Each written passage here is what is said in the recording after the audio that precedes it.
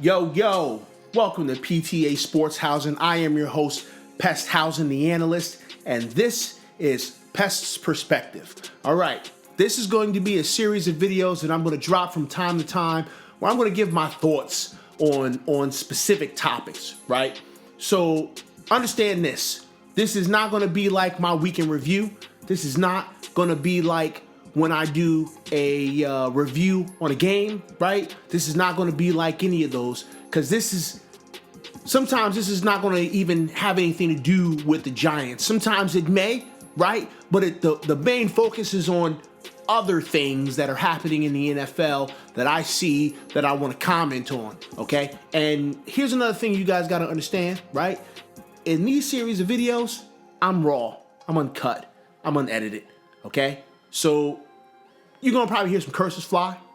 I'm going to probably talk a little bit differently than I typically do, where I try to stay on topic in terms of what I'm, trying to get across. This is just me kind of ranting about stuff. So with that said, let's get into it. I read something a couple of days ago, right, that I was going to speak on the weekend review before the Vikings game, and I just didn't get to it, right? And so I want to kind of speak on it now. So since the draft, right, we went and we picked Daniel Jones, number 6. And then a little bit later, the Washington Redskins, they picked Dwayne Haskins, okay? And there was a outpour of venom from New York Giants fans about how we should have picked up Dwayne Haskins. Dwayne Haskins was going to be better than Daniel Jones. And all this other shit that kept coming out. There was only one or two people. It was, from what I can remember, it was 2 people who was not saying some of this stuff, all right? It was Fisk Vegas, shout out to Fisk Vegas, right? And it was Rover Sports, shout out to Rover Sports. Those 2, right after the draft, they said, we good with this pick. We good with it. Let's rock. The rest of us, right, was flipping out. We was flipping the fuck out about Daniel Jones and how we reached and how we made a mistake. And then I read, like, on social media, all these people talking about how we could have got Daniel Jones, later in the draft. Maybe later in the first round, or we could have got him in the second round, or we could have got him in the third round. ESPN said we shouldn't have got him at all. I read this stuff. And my opinion on that at the time was I didn't think anybody was correct, right? I didn't think anybody was correct in terms of when Daniel Jones would have got picked if we didn't use the 6th overall pick on him. I just didn't agree with it. So I spend lots of times on social media arguing with idiots. I'm going to call y'all idiots. I'm on social media and I'm arguing with idiots about the fact that how in the hell do you know when a team is or is not going to pick a player in the draft? Like, how do you know? And no one seemed to have an answer. It was crickets. It was absolute crickets. Oh, well, I mean, if you look at the way that... Shut the hell up. You don't know. And so, recently, right, I'm starting to see all this stuff come out about how the coaching staff in Washington didn't really want Dwayne Haskins. And how the coaching staff wanted to go in a different direction, but Dan Snyder wanted Dwayne Haskins. That's who wanted Dwayne Haskins. I hear that the coaching staff actually wanted Daniel Jones and was hoping that no one would pick him up so that they can grab him. I read this. I'm not saying that this is 100%, right? Because I don't know, and neither do you. Neither do any of the people that are hearing my voice right now. None of you fucking know. And it frustrates me. It frustrates me when people act like they know. I don't know. You don't know. But I read that, hey, maybe the Redskins actually wanted Daniel Jones and not Dwayne Haskins. Let me tell you something about my opinion on Dwayne Haskins, okay? Being completely honest. No hate, no bias, just my absolute opinion on him pre-draft. I didn't like him. I didn't like him, okay? You got this guy, right, who's only played one season in college. He's surrounded by rock stars. Everybody on his team is good.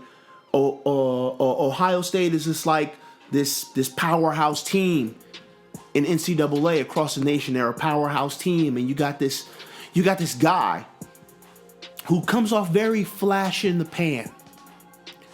All right, he's putting up monster stats. He's putting up monster numbers. But honestly, like, just from what I saw, he looked like he'd be okay. Not great, not bad, just okay. He looked like he'd be okay. And you know what? I don't want a quarterback who hasn't been the starter for more than a season. Because, completely honest, like, you're not really learning a whole lot in a season. You're definitely not learning a whole lot when there's zero adversity. There was damn near zero adversity for that man in college. So I didn't really want him. Like, from the jump, I didn't want him. I always said that I wanted Josh Allen. I wanted that edge rusher from Kentucky. That's who I wanted. I didn't want Haskins at all. To be completely honest, I didn't want a quarterback, period, because I still thought Eli might have the juice. That's what I wanted. But we picked Daniel Jones. And I was mad. I'll never hide from the fact that I was mad. Pissed off. Yelling in my house. Upset. I even shedded a couple of tears. Like grown man shit right now. I even shedded a couple of tears because I knew Eli's days were numbered. But it frustrates me, right, as I look back with all the people that I argue with on social media about whether or not Daniel Jones was going to be there later on in the draft. And then I read something that says there was actually other teams that was interested in Daniel Jones. So all of you out there, this is a vast majority of haters. It's not even Giants fans, right? So I'm not even really talking to Giants fans. I'm talking to everybody else. Shut the fuck up. You don't know anything. You don't know anything. You don't know when a team's going to pick a player. You don't. You pretend like you do, right? But you don't. You're just like the rest of us. You're just like me, the guy who's speaking into a mic, getting ready to upload this to YouTube. I didn't know neither. And it pisses me off. It really frustrates me when I see, mostly when I see, because it's on social media, right? Because it's nameless, faceless nobodies who don't have the stones, right, to talk like this in public, but they'll talk like this behind a screen. You internet tough guys, right? You piss me off. You piss me off when you talk shit about stuff that you don't know anything about. Now, the future's going to tell if Daniel Jones is better than Dwayne Haskins or vice versa. The future's going to tell that. Not me, not you, not anybody. The future's going to tell that. As it stands right now, it don't look like Haskins is going to be playing anymore this year unless there's a plethora of injuries to the quarterback room. Okay? Because the head coach just got fired a couple days ago, a day ago or so. And the interim head coach is like, nah, we sitting Haskins right back down. Matter of fact, we sitting Haskins and McCoy back down. Cousins is playing. Well, I look at it like this. If Haskins was so damn good, if Haskins was the guy that we should have picked at 6 if we was going to go quarterback, if Haskins is the superior quarterback to Daniel Jones, then why in the fuck is he going to ride the bench the rest of the year? If he's so good, he should have been starting from day one. Or at least, week 2 after you're 0-2, like another team that had a rookie quarterback that they drafted in the first round that started and caught fire. What team was that? What team was that? It was the New York Giants. It was Daniel Jones. So all of you out there that are talking king shit about the fact that Haskins is better. He ain't better right now. He ain't. So sit down, shut up, and be a fan like the rest of us. Because you don't know what the hell you talking about. That's just my thoughts on that. Really quickly, I got another thing that I want to talk about. And, I'm also seeing some of these social media lights, for lack of a better term, talking a lot of smack about the fact that we got rid of Odell Beckham. Saying that like it was a bad move to trade Odell Beckham. Talking about how Dave Gettleman is stupid for trading Odell Beckham. Playing the what if game. What if Odell Beckham was catching passes from Daniel Jones? You know what? No. How about no? How about hell no? All right? Because what people seem to overlook when we're talking about Odell Beckham is the fact that he didn't want to be with the Giants from the get-go. Well, if he didn't want to be on the Giants, why'd he sign the contract? Are you out of your mind? Are you out of your... Oh my God. It's so frustrating, right? To hear people say things like that. Well, why would he sign that contract? Why wouldn't he? Why wouldn't he sign a contract that would make him the highest paid player at his position at the time? Why wouldn't he? I mean, like, come on. Why wouldn't he? Doesn't mean that he was happy. Doesn't mean that he wanted to be here. Doesn't mean that he wanted to wear the New York Giants logo on his helmet. What it did mean was that he was getting ready to collect a check. He was getting the bag. He was getting his chicken. But the fact of the matter is that he didn't want to be here. He didn't want to be with the Giants. So we let him go. And now he's gone. And you know what we got? We got Kevin Zeitler. We got Jabril Peppers. We got Daniel Jones. We got Dexter Lawrence. We got DeAndre Baker. We got O'Shane Zimenez. We got my guy Ryan Connolly. We got Darius Slayton. We got a lot of players because we moved on from a guy that didn't want to be here. I mean, it's obvious. It's evident.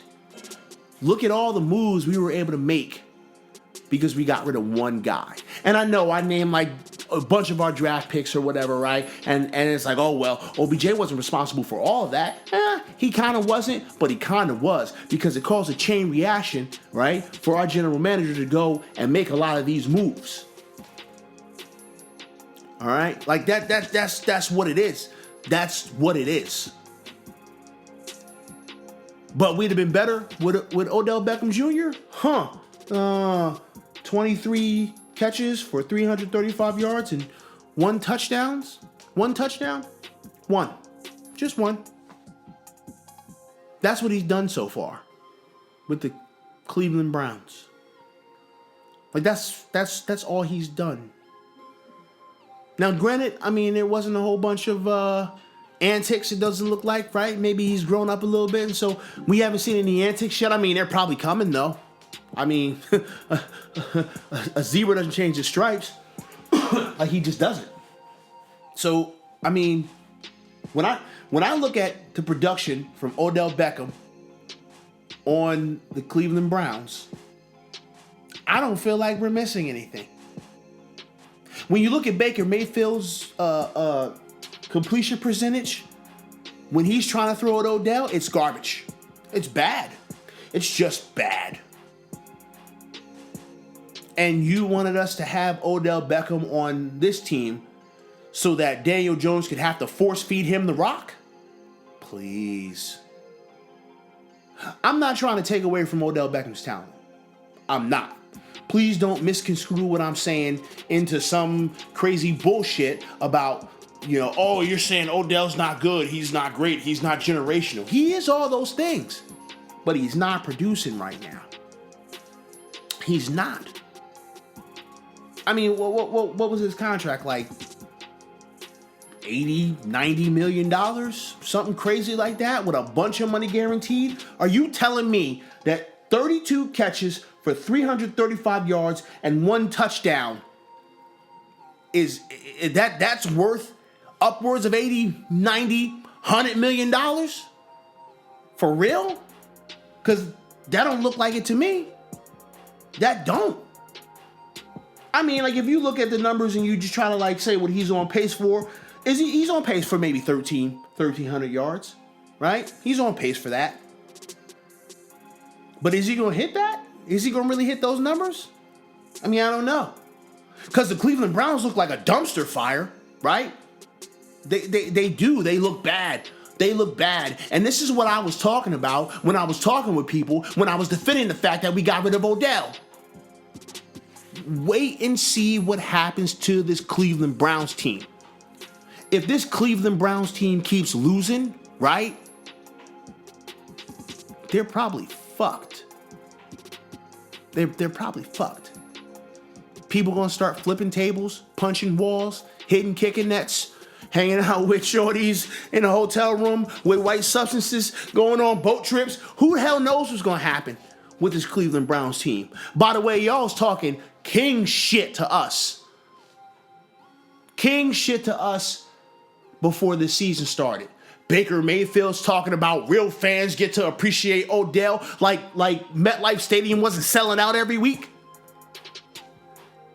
Odell Beckham talking about, oh, they sent me to Cleveland to die. No, you sent yourself to Cleveland to die, my guy. Because you were being a shithead. You were being a shithead in New York. That's what you were being. Every single week, there's another story about Odell Beckham. Every single week. And then I have to come out and I have to defend your bullshit. Thank God you're not on this team while I'm doing this channel. Because I look like a real dumbass if I came out here every week and defended your bullshit. But now I don't have to. And I get to see Cleveland continue to be a dumpster fire. Let me say something to y'all, man. I don't hate Cleveland. There is a special place in my heart for the city of Cleveland. My stepfather's from Cleveland. I've been to Cleveland. It's a shithole, but I've still been. I've still been to Cleveland. And there's a small little spot in my heart that wants Cleveland, you know, from a sports standpoint to do well, because it'll make my stepfather happy. So I don't want y'all to think that this is coming from me being a hater of Cleveland, because I'm not. I want Cleveland to prosper, because then my stepfather would be happy. He'll get his jollies off. Okay? But like at the end of the day, y'all was talking big shit about New York. Big shit. But I mean, let's be honest. You've had more quarterbacks than I've had years on this planet. You've had more head coaches than any other fucking franchise in the league. It's a carousel of coaches. No coach can prosper there. Bill Belichick couldn't prosper in Cleveland. Bill fucking Belichick. But y'all want to talk shit about New York. Alright. Boy, good luck with that Odell problem when it happens. Because I tell you what, I'm glad I don't got to really talk about it except for right now while I'm venting. You Cleveland fans, man, y'all in for a rude awakening, man. There was a lot of hype, but I think y'all going to be real let down. Just saying. Because I don't think this team's going to go anywhere. Maybe they do. Maybe I'm wrong. And if I am wrong, I'll come back here and I'll go, you know what, I was wrong about Cleveland. Look at them go. But right now, you guys look like a dumpster fire. You look like trash bag garbage. And your record is the same as ours right now. So, I mean, like, Cleveland fans, if you hear me, you can come to this video, you can comment, talk about how bad my team is. But your team was supposed to be contending for the division. My team was still rebuilding. So what the fuck are y'all talking about? Anyway, those are things that I wanted to get off my chest. And that's Pest perspective. So with that said, I'm going to go on and get out of here. But I'm going to leave y'all with this. Sometimes, if you don't know what you're talking about, it's best to just shut the fuck up. I'll holler at y'all later. Deuces.